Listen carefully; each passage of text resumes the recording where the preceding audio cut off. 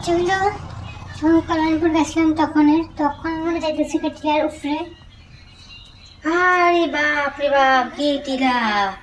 এই ভাইয়া ভাইয়া টিলা উঠন লাগতেছে। কারণ আগে বাড়ি আসছে টিলার উপরে, এখন টিলার নিচে বাড়ি। উপরে থেকে দেখামো যে কত নিচে বাড়িটা।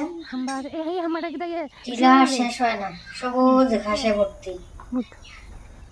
উঠতে উঠতে কামড় ব্যথা হয়ে গেছে, অনেকদিন পরে উঠতে আসছি।